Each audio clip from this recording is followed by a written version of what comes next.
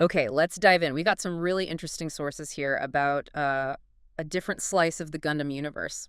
Mobile Suit Gundam GQuuuuuX specifically. Yeah, there's articles, wiki stuff, even Yeah. model kit info. It all points to this alternate timeline divergence. Exactly. And our goal today is to really pull out the cool details on one specific mobile suit that comes out of the split, the gMS-01 Gelgoog. Right, and what jumps out immediately is how, well, one event completely rewrites the history we know. Totally. This is where it gets like really fascinating. So in GQuuuuuX, you get a completely different one-year war. And the absolute key moment, Bah. Char Aznable, yes, yeah, that Char actually captures the prototype RX-78-02 Gundam, pulls it off for Zeon, September 18th, UC 0079. Wow, okay, and the source is pretty clear. This isn't just, a lost skirmish for the Federation. It's huge for Zeon. Oh, absolutely. Strategic game changer. And get their hands on the Gundam's tech, the frame, the beam weapons, maybe even like early data on the Luna titanium armor. It's a massive shortcut. Which completely throws their own mobile suit development off track, right?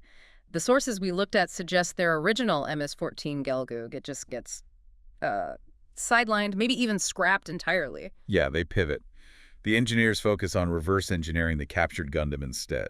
It makes a certain kind of sense, I guess. A pragmatic choice, maybe. Why keep refining your own thing when you've literally captured the enemy's next-gen ace? Exactly. This timeline shows Zeon making that call. So, okay, they reverse engineer the Gundam. What comes out the other side? Well, the result, based on what we've read, is this new mass production suit, the gMS-01 Gelgoog. gMS-01.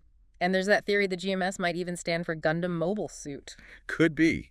A pretty blatant nod to where it came from, if true. It fits the narrative. But the appearance is the really wild part. The sources say it looks nothing like the big, kind of bulky MS-14 Gelgoog. Right. It's described as more stylized, more agile looking, almost closer visually to the Federation's GMs. But probably with a way better performance, yeah. Yeah. Because of the Gundam data inside. Presumably, yeah. Superior performance derived from that captured tech. Yeah. And this becomes Zeon's new workhorse, replacing Zaku's and things like that. And it packs a punch, too. First mass-produced Zeon suit in this timeline with standard beam weapons. Beam rifle, beam sabers are standard issue. Head Vulcans, too. And those mobile rear thrusters mentioned suggest it's pretty nimble. But then you get into the ace units, and the sources give us some cool specifics there, like Shiko Sugai. Oh, yeah, Mama Majo. Hmm. Former Fedi ace. Defected or captured, maybe. Over 100 kills.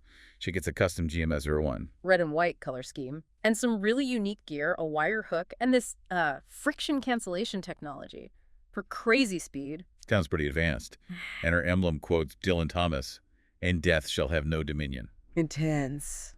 Seriously, that detail really jumped out. And her wingman, Bokata Hal, also has a custom GMS-01. Different colors, armor tweaked for speed, too. It even hints maybe Dr. Moss Khan, Mm-hmm. the magnetic coding guy from standard UC lore, might have had a hand in these high-spec units. Which just shows how quickly Zeon adapted this captured tech for their top pilots, doesn't it?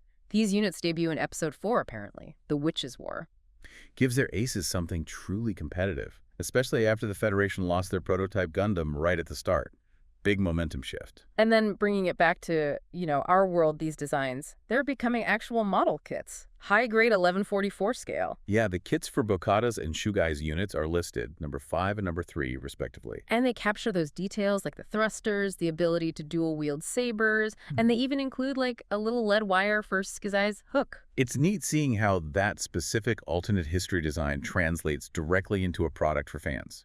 You can hold the what if in your hand, sort of. So yeah, the gMS-01 Gelgoog, it's more than just another mobile suit design. It really embodies this whole fascinating what if scenario. Absolutely. Makes you think, doesn't it? Yeah. In that kind of high-stakes arms race, how much does your own design philosophy or, heritage matter compared to just getting superior performance, even if it's from the enemy's playbook? Right. It forces you to wonder how different things could be just from one single point of divergence. It's a really compelling idea this machine represents.